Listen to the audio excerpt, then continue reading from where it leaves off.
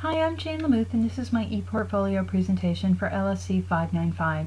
My professional field experience was conducted at the Haverhill Public Library in Haverhill, Massachusetts, under the supervision of Sarah Moser, Library Director. For my homepage, I selected a quote by Neil Gaiman. I always believed this quote to be true, but now that I'm a librarian, I know it to be true. I currently work as a staff librarian, primarily in the Technical Services Department at the Newburyport Public Library in Newburyport, Massachusetts. In selecting a site for my professional field experience, I chose to work in special collections in order to broaden my understanding of aspects of librarianship with which I am less familiar. In the video I created as my site overview, I explain how the City of Haverhill has a long history and interesting citizens. I also describe the layout and use of the spacious Special Collections area where I worked this semester. For reference purposes, I also include the URI educational outcomes. For my resume, I begin with my education, as most staff librarian jobs require an applicant to have or be pursuing their MLIS degree. I also prominently feature my current position, field experience, teaching experience, and corresponding skills and responsibilities. I also highlight my Professional Library Association memberships in an effort to showcase my library knowledge. The first task I was given was to process the Clifford Chase collection, which primarily contains his literary works. I needed to unpack it, read through hundreds of handwritten pages, organize the material, and perform minor preservation work.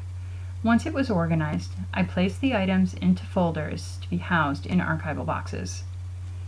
I did find a few pieces within the collection that I didn't think related to the rest, but in most instances I decided not to deaccession them, as I had ethical obligation to maintain the integrity of the collection. The principles of processing a collection are founded on assessing, classifying, organizing, and presenting the material to meet the needs of users. I found that the archival work is very detail-driven and best suited for those who are methodical and deliberate. Once the collection was sorted and boxed, I then put together a finding aid, which serves, in a sense, as a catalog and map of the items located within the collection. The finding aid consists of information about the collection and ends with a list of folders and their locations.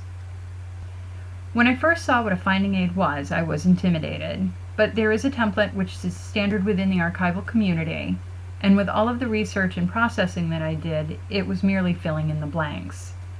This form now accompanies the collection, and researchers can use this to locate specific materials they need rather than sifting through the collection in its entirety. Another aspect of the library which I have not had a lot of experience is in programming. The Haverhill Public Library has a monthly book club for 20 to 30-year-olds held at a local restaurant. I requested to serve as facilitator for the March meeting where we read The Martian by Andy Weir. This page is the research and questions I prepared for leading the discussion. As a former English teacher, I thought this would be an interesting experience. I had to keep reminding myself that the outcomes for this book are very different than in the classroom. For example, I didn't need everyone to see the symbolism. Rather, this and other programming is much more about building relationships between the library and the community. Another community building project I assisted with was scanning in hundreds of images for the Historical New England organization for a video that they're creating to honor Haverhill's 375th anniversary. The scanning was time-consuming as I had to locate all of the images, which required getting an understanding of the unique cataloging system. Because the images were scanned at a higher resolution, each scan took much longer to complete.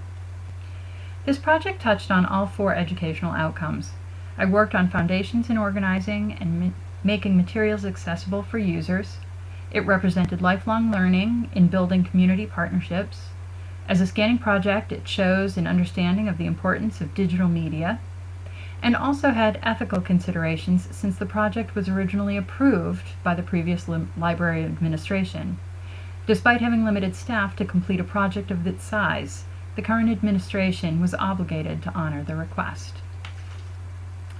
For my final project, I was asked to simply relabel folders in a collection that had previously been processed by another intern.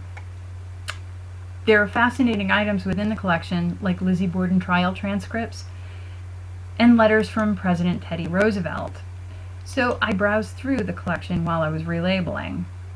In doing so, I found items that had not been processed, and as a result, I had to reprocess them as well. In this process, I realized how much I've learned and how I now feel more confident in the knowledge that I have in processing a collection. By finding items that had not been processed, it required me to alter the finding aid. Because I'm not listed as the person who processed the collection on the finding aid, ethically I felt that I could not make any other kind of changes other than minor adjustments out of respect for the original processor. Otherwise, I might have reorganized some of the subseries.